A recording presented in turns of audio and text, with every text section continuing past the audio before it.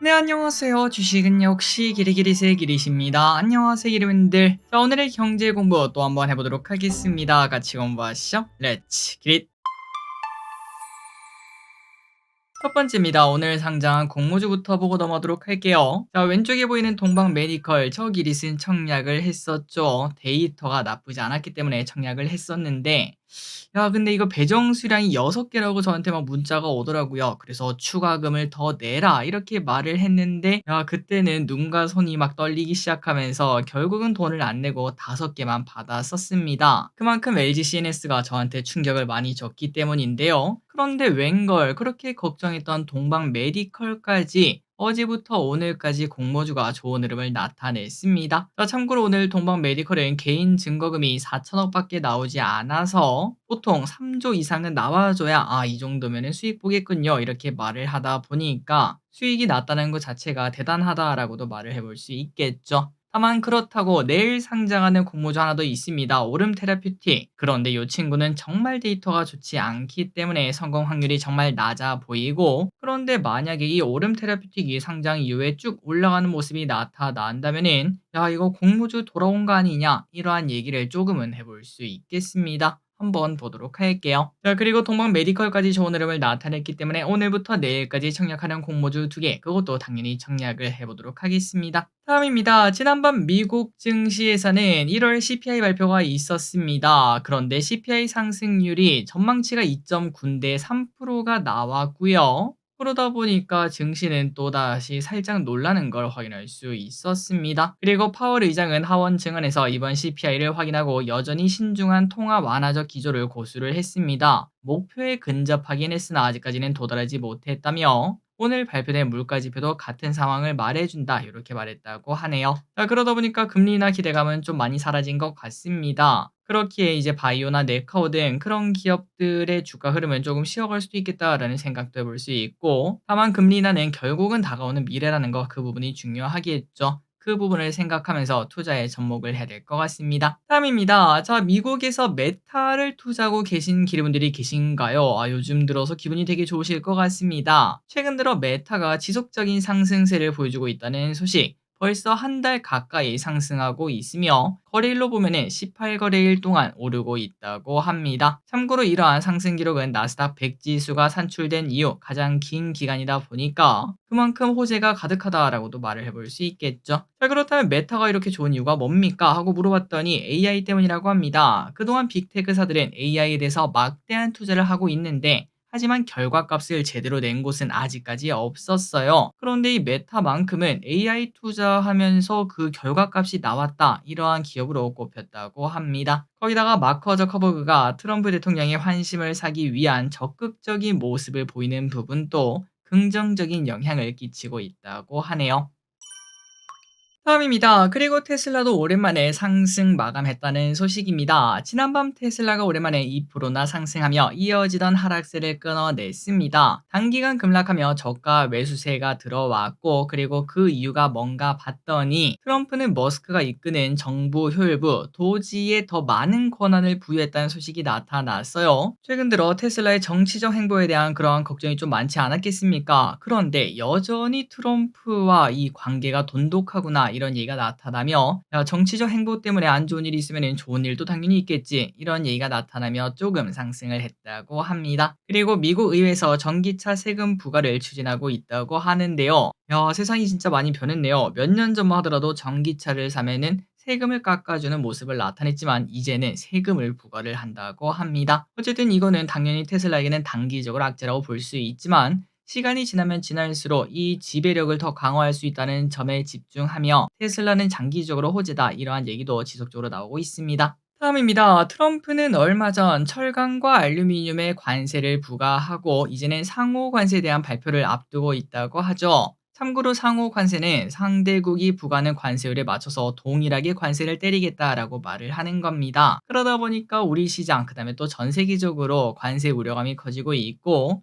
관세프리 업종들이 부각되면서 상승하는 모습도 나타나기도 했었죠. 자, 그런데 미국 하원 의장이 이런 얘기를 꺼냈습니다. 상호 관세에서 4개 분야에 대해서 예외를 둘 수도 있다라고 말을 했는데 그 4개 중에서 뭐가 있는가? 바로 자동차가 있었다고 하네요. 자동차와 의약품이 포함된다는 소식, 이런 얘기가 나타나며 오늘 우리나라에서는 현대차, 기아, 그리고 자동차 부품주 등등이 좋은 흐름을 나타냈습니다. 자, 그래서 요즘 증시에서는 뭐 포인트 단어를 말하자면은 이거는 절대 빼놓을 수가 없겠습니다. 바로 관세죠, 관세. 그렇다면은 우리가 그 관세 걱정 없이 투자할 만한 섹터는 뭐가 있는지 보도록 하겠습니다. 자, 관세랑 전혀 상관이 없는 섹터, 요즘 세 가지를 먼저 들 수 있겠습니다. 엔터, 게임, 그리고 조선을 빼놓을 수가 없겠죠. 자, 엔터는 뭐 여러분들 다 아실 겁니다. 최근 뭐 BTS, 블랙핑크 등의 호재를 등에 업고 있고 중국의 한한령 해제 기대감까지 등장하고 있는 와중이죠. 그리고 게임도 비슷합니다. AI로 인해서 개발 비용이 줄었다는 호재가 나오고 있으며 이 또한 중국발 판호 기대감도 등장하고 있고 또한 올해부터 내년까지 이제 숨겨왔던 대작 게임들이 많이 나오지 않겠습니까? 그 부분도 기대감이 분명 존재할 것 같습니다. 마지막으로 조선. 야, 이거는 뭐 말할 필요도 없죠. 관세 걱정이 아니라 미국 트럼프가 한국 조선이 필요합니다. 이렇게 계속 말을 하고 있다 보니 걱정은 무슨 수혜 기대감만 커져가는 모습을 확인할 수 있습니다. 그래서 만약에 관세 걱정 없이 트럼프 입 걱정 없이 그냥 나는 마음 편하게 투자하고 싶다. 위 세 가지 섹터를 먼저 볼 필요가 있겠네요. 다음입니다. 오늘 장중에 자율주행 관련주가 조금 올라가는 모습이 나타났습니다. 그래서 도대체 뭐 때문인가 하고 봤더니 이 소식이 나오면서 살짝 영향을 줬다고 하네요. 정부에서 미래차 첨단 기술을 지원하기 위해서 5천억을 투자한다는 이야기가 나왔습니다. 자, 그런데 금액이 그렇게 크지가 않죠. 몇 조 정도는 해야 되는 거 아닌가라는 생각이 드는 것 플러스 이 와중에 자율주행에만 이 돈이 들어가는 것도 아닙니다. 전기차, 수소차 관련 R&D에도 들어간다고 하네요. 그래서 그런지 조금 오르다 말았는데 다만 앞으로 계속 관심을 가질 만한 섹터인 건 확실한 것 같습니다. 지속적으로 체크, 10배 먹을 때까지 체크해 보도록 하겠습니다. 다음입니다. 시장이 돌아오고 있다는 증거. 자, 코스닥이 121선을 넘긴 지금, 그리고 코스피도 121선을 넘기고 있는 지금 복장에 대해서 의심을 가지고 계신 분들은 당연히 없으실 겁니다. 통계적으로 봐도 코스닥이 급락한 이후에는 다음에는 항상 급등이 나왔었죠. 그리고 이 와중에 증시도 좋은 흐름을 나타내고 있는데 거래대금도 많이 좋아졌습니다. 작년 10월, 12월 완전 증시가 박살 났을 때 그때 코스피 코스닥 합계 평균 거래대금은 15조로 코인한테도 털리는 모습이 나타났었죠. 그런데 2월 지금의 평균 거래대금이 20조를 돌파를 하면서 시장에 돈이 돈다는 이야기를 해볼 수 있겠습니다. 자, 그래서 증시가 좋다는 것은 그만큼 우리가 수익을 볼 확률이 높다라고 당연히 말을 해볼 수 있습니다. 다만 이럴 때 만약에 내가 1월, 2월 수익을 못 보고 있습니다. 이렇게 말씀하신다면은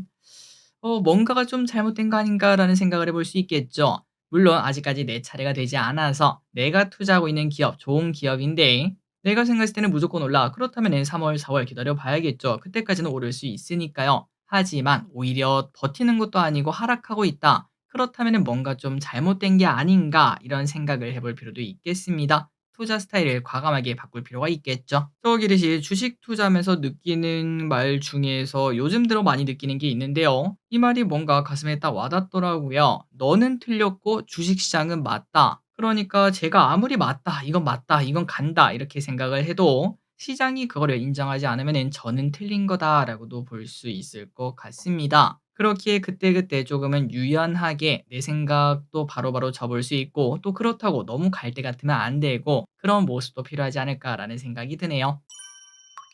다음입니다. 최근 삼전이 뭔가 매수하고 싶게 생긴 모습을 나타내고 있습니다. 왼쪽에 보시면 이런 식으로 박스를 만들고 있고 양봉도 많아지고 있고 이평선 모이고 있고 뚫고 올라가는 모습까지 나타내고 있죠. 물론 매력적이다라고 말하기는 어렵지만 이 정도면은 뭐 하나씩 사볼까라는 생각은 들 것 같습니다. 그리고 또 이 와중에 엔비디아가 삼성전자 HBM 공장 실사를 했다는 이야기도 나왔고요. 막판 조율 가능성 뭐 이런 얘기도 나왔습니다. 또한 파운드리 가동률을 최대치로 높인다는 이야기도 등장했습니다.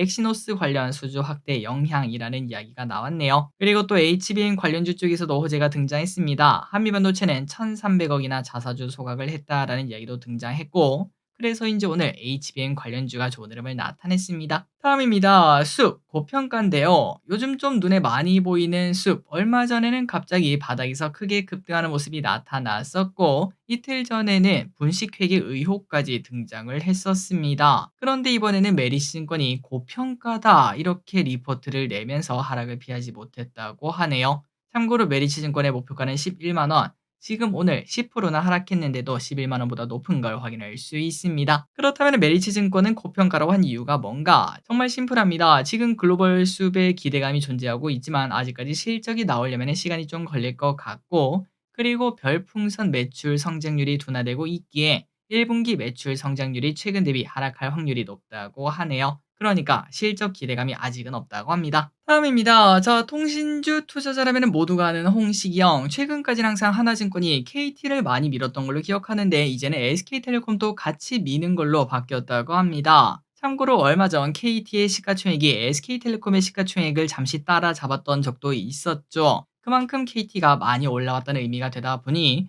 SK텔레콤도 그만큼 가격 메리트가 생겼다라고도 말할 수 있겠습니다. 그래서 하나증권은 KT 목표 주가 6만 원, SK텔레콤 목표 주가 7만 원, 둘 다 20% 정도 더 오를 수 있다라고 제시를 했는데요. 매수로 대응하자라고 강하게 말했기 때문에 배당도 노리고 그다음에 차익도 노려본다면 통신주가 나쁘지 않은 선택이 될 수도 있겠습니다. 물론 이 말이 맞을지는 기르분들이 또 꼼꼼하게 공부를 해보셔야겠죠. 다음입니다. 요즘은 코인 시장이 좀 잠잠한 느낌입니다. 한때는 주식을 공부하려고 딱 이제 주식 채팅방에 딱 들어가면은 온통 코인 얘기만 하는 그러한 시절도 있었죠. 그런데 요즘은 코인 이야기 쏙 들어갔습니다. 그리고 이 와중에 우리나라에서도 코인 ETF가 가능할 수도 있다 이런 이야기가 돌았었는데 일단 아직은 안 된다고 해요. 금융위에서는 가상자산 현물 ETF 도입에 대해서는 신중히 검토한다라는 입장을 고수했습니다. 그렇다면 그 근거가 뭔가? 바로 기업이 증권을 발행해서 조달한 자금은 투자를 하거나 뭐 이런 곳에서 사용이 되는 건 확실합니다. 그렇기 때문에 이거는 가능하지만 그런데 코인이 증권을 발행한다고 해서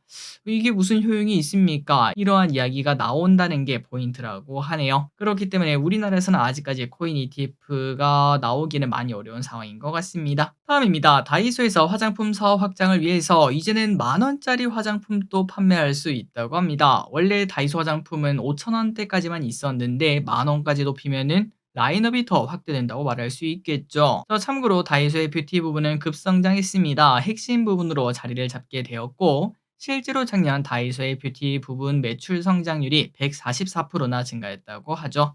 그리고 뷰티업계 관계자에 따르면 업계의 3대 유통 채널은 바로 쿠팡, 올리브영, 그리고 다이소가 되었다고 합니다. 그런 상황에서 다이소가 만원까지 라인업을 늘리게 되면은 진짜 올리브영의 경쟁자로 급부상할 수도 있다 이런 얘기도 등장한다고 하네요. 화장품을 사러 올리브영이 아니라 다이소를 가는 현상이 나타날 것 같습니다. 다음입니다. 북한이 금강산 이산가족 면회소를 철거 중이다. 이러한 얘기가 등장했습니다. 금강산 지구 내 주요 시설들은 이미 거의 철거를 했고 마지막으로 남은 주요 시설인 이산가족 면회소도 철거를 한다고 하는데요. 참고로 이 면회소는 우리나라에서 공사비 500억을 들여서 2008년에 완공시켰는데 5차례밖에 사용되지 않았고 이제는 철거가 된다고 합니다. 당연히 우리나라 정부는 유감을 표현했지만 그런다고 멈출 거였으면 북한은 시작도 하지 않았겠죠. 다만 이런 와중에도 대북주가 조금 오르는 모습이 나타나기도 했습니다. 아마도 이제 트럼프의 브로맨스가 좀 나타날 것을 기대하는 것 같습니다. 그러니까 우크라 재건주가 오늘 좋은 흐름을 나타내지 않았겠습니까? 그런 부분을 기대하면서 저점 매수에 나서는 물량인 거죠. 다음입니다. 자, 그렇다면 우크라 재건 이야기 봐야겠죠. 이번 주 트럼프 대통령이 러시아와 우크라 전쟁의 종전 계획을 발표하기로 했었고, 그리고 지난밤에는 푸틴, 젤렌스키와 통화를 했다는 소식이 밝혀졌습니다. 그리고 푸틴과의 통화에서 종전 협상을 즉각 시작하기로 합의를 했고, 젤렌스키와의 통화에서도 평화를 이루길 원한다라는 발언을 끌어냈다고 하네요. 그래서 오늘 우리나라에서는 재건주가 좋은 흐름을 나타냈지만 많은 기업들이 조금 윗꼬리를 다는 모습도 나타냈습니다. 과연 뉴스의 파라라일지 새로운 추세의 시작일지 보도록 할게요. 마지막입니다. M7 말고 중소형주를 보라. 자, 미국 주식을 투자하신다면 참고하시면 될 것 같습니다. 월가의 강세론자라고 알려져 있는 제레미 시겔 교수가 M7의 주가가 이미 한계점에 임박했다라고 평가를 했습니다. 아니 길이 그러면은 이거 다 팔고 나가라는 건가? 그런데 그건 아니라고 하는데요. M7의 주가는 밸류에이션이 매우 높은 상황으로 주가의 상승세가 지속될 가능성이 낮다라고 평가했고 참고로 M7의 퍼는 약 30에서 35배인데 S&P 500의 나머지 기업들은 퍼가 19밖에 안 된다고 합니다. 그러다 보니까 앞으로 이제 미국 증시가 더 올라도 M7이 주도주가 될지는 잘 모르겠고 그렇기 때문에 중소형주 비중을 늘리자라고 말을 했다고 하네요. 자, 오늘의 공부 여기까지 끝났습니다. 항상 이렇게 같이 공부해서 진심으로 감사합니다. 지금까지 게리셨습니다. 빠이요.